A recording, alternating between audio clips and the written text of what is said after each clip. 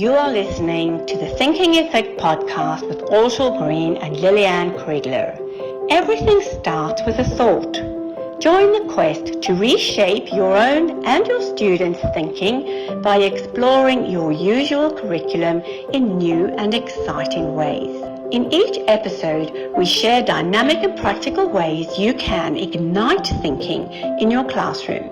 You will get used to our three-step formula for approaching our topics. What is it? Why is it important? And how can it be implemented immediately?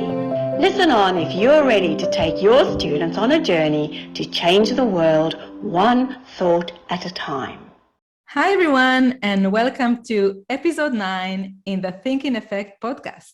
And this episode is all about what does convergent and divergent thinking mean?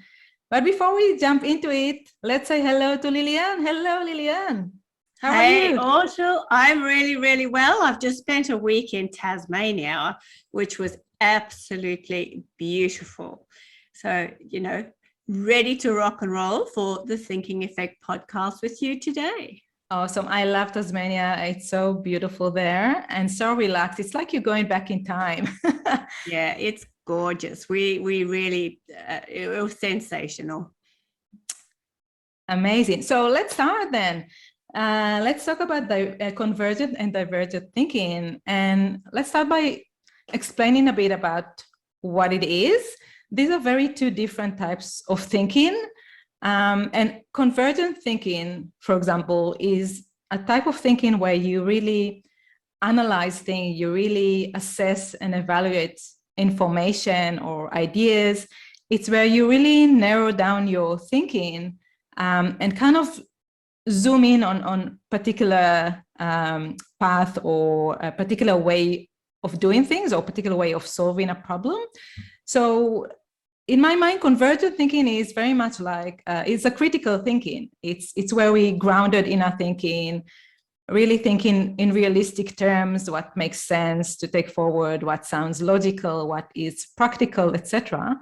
Whereas divergent thinking is creative thinking, right? It's where we expand our thinking. It's where we think and imagine without boundaries, where we look at many different possibilities and opportunities and just widening our view. In a way, we kind of zooming out and looking at all the possibilities that are available for us. So these two types of thinking are very different from each other, and we need to use them separately. We can't try and use them together because our brain can't really apply convergent and divergent thinking together. Yes, this is so true, Orshel. And, with our listeners, we've already discussed the idea of zooming in and zooming out. And the zooming in, as you say, the critical thinking is to be more specific, and that's where you do assess and judge. But when we think broadly, it's giving us the opportunity to be a lot more creative. And I mean, our teachers most likely know about Edward de Bono. I've called him before the godfather of creative thinking. And he came up with his 6 hats, and 2 of the hats are the green hat and the white hat. So the green hat is really giving all these creative possibilities, and as you say, without judgment, coming up with as many ideas, innovative ideas as possible. And then the white hat is about decision making and really bringing all of those ideas together and evaluating and deciding which direction you're going to go. I love his work. I love his work as well. He's brilliant. And you're right. And we need both types of thinking. They complement each other. We need to develop our ability to think in a divergent manner, because this is how we can come up with many different solutions, many different ideas. And this is how we can develop our creative thinking and become excellent problem solvers. But we also need to develop our ability to think in a convergent manner, because as you said, Liliane, this is how we take decision. We have to analyze, assess, and evaluate things in order to make a decision in terms of what we're doing next or what solution we're choosing for a particular problem. So these two types of thinking, they complement each other, and we need to help children and our students to develop both of them. That's right. When we evaluate, I mean, when you come up with lots and lots of ideas, if we imagine you've got a thinking sieve, you know how we sieve flour or sand, and you can discard the things that are the less important or the things that are not going to help your planning and problem solving flow, and then keep together the important ideas, the ones that stay in the sieve that are going to get us somewhere else. So I love that image when I think about evaluating ideas. Yeah, it's great. Another thing to remember when you work with your students on particular task and you want to develop these types of thinking, you need to make sure you're not asking them to apply both at the same time. For example, if you say to your student or to anyone, please come up with good ideas to do this and that. So just because you mention come up with good ideas, the other person start to assess the ideas before they express them. And so he's trying, or he or she are trying to evaluate their ideas before they coming up with them or while they're coming up with them. And this is where the conflict starts within our brain, because if we're asking our brain to come up with ideas but evaluate them at the same time, it's like asking someone to run fast but slow down at the same time. So it's very conflicted, and this is why it's important to know what type of task are you doing now, whether it's a task or an activity that requires convergent thinking, or whether it's an activity that requires divergent thinking, and then provide the appropriate instruction as per the type of task you're asking your students to perform. Yes, and it might be a very new way of thinking for some students. And, the first time they do it and you say, come up with some really interesting ideas, or, you can even have silly ideas. With that, you need to give instructions about how this happens, not to, so that people don't laugh at those ideas or they don't discount them straight away. So I like to call it norms and protocols about this thinking. So when it's free fall and you're doing this, very divergent thinking, then you don't want the people to be critical. So the norm is that you just allow it to happen. You don't get judgmental. But when you're looking for later on the convergent thinking, that's the time where the protocol is for you to start to genuinely discount the things that are going to be less helpful or less important.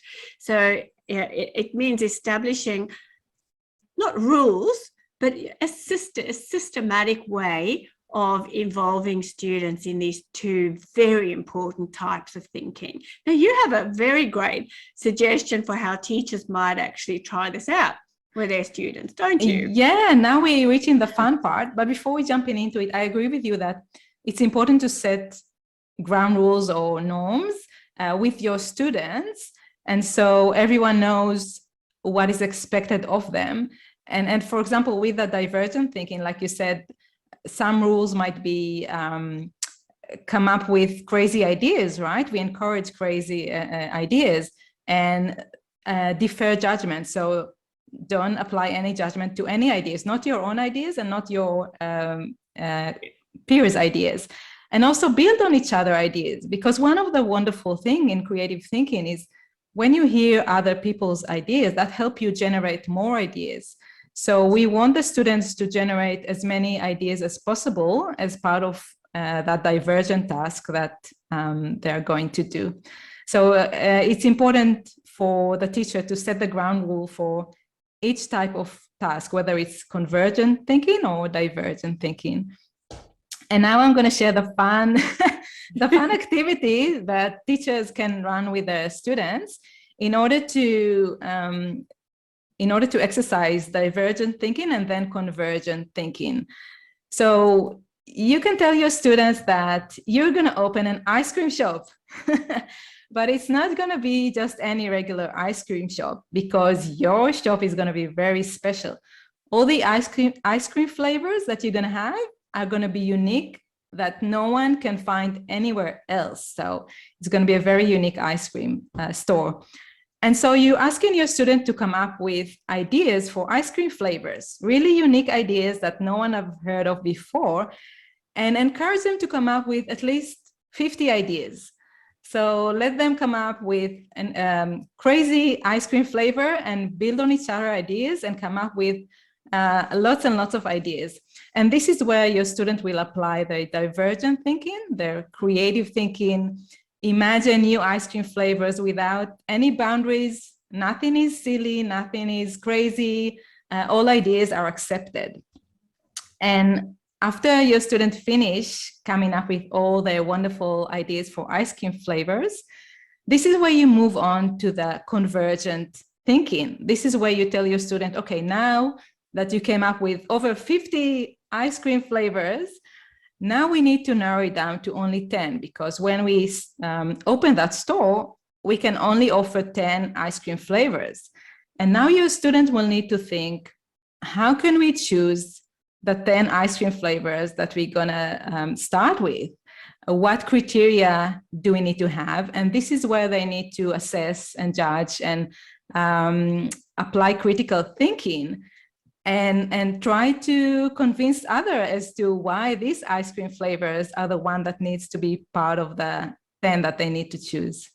Yes, it reminds me a little bit I don't know if people have read, not everyone will have, but the Harry Potter series, there are these jelly beans that come and they've got really, really weird flavors, some really not very nice, like earwax. Well, I don't know about earwax ice cream, but what it will do is it'll open up for students the opposite of, the way that everyone thinks about ice cream, because generally we think about it as something perhaps sweet. And, having the divergent thinking might take them on that pathway of more savory kinds of ice creams and different times to serve ice cream. So rather than, even being a dessert or something out when you're at the movies, maybe it's something you do have before you start your meal or before you go to bed even, who knows. So it'll definitely open up the thinking in the box. And I think that what Sir Ken Robinson always used to say is that school should be a place where students really are all the time encouraged to be creative. But what he says is very often they are taught to think very much in the box. I love your idea of this ice cream because, it is genuinely going to get the kids to think more broadly if they need 50 different flavors. And then, the selective process of coming to 10 is a marvelous idea as well. I love your example. Yeah, I'm keen to hear about the ideas that children will come up with. Do you know that in the USA, there is a garlic festival where they sell garlic ice cream? Well, I did not know that, but I now that you've suggested this, I can see the possibility and I can see how maybe people came up with garlic flavored ice cream. Yeah.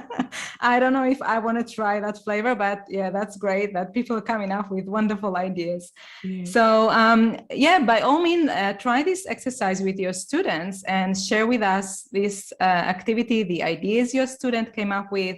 We always love to hear from you. Before we kind of summarize, Lillian, do you want to? Yes, I'll do a quick summary. Is that okay? Yeah. So what we're talking about is divergent and convergent thinking. So divergent thinking is offering students the possibilities to open up their ideas. The divergent is critical thinking, to choose and select from those wonderful, innovative ideas, the ones that are going to work to solve a problem. Why this is important is that it takes them beyond that in-the-box thinking. It really encourages them to be both innovative but also very selective and very considered. And the how is to offer the great examples of thinking like Ortal's ice cream shop. They can be ice cream designers, ice cream creators, or creators of anything you like. So go out there, get creative, and that's the how of how you do it. Excellent summary. Thank you, Lillian. And so please feel free to email us at the Thinking Effect podcast convergent@gmail.com. Tell us how you found this experience, the wonderful flavors, ice cream flavors your student came up with. I'm really curious to, to see these flavors. And thank you for all the educators that have been writing for us in the past few weeks. It's great to hear your experiences with your students. We love hearing from you. So this week, one lucky educator will receive my book, Think Unique. This is your comprehensive guide to create an innovative learning environment in your classroom and develop your students' creative thinking and critical thinking. So one of the educators that is going to write to us this week will win this book. And we'll meet again in the next episode, episode number 10, which is all about how can we enhance students' understanding using convergent and divergent thinking. There we go. So we'll do it a little bit more in the actual classroom. So our email address, Ortal, is thethinkingeffectpodcast@gmail.com. right. See you soon. See you.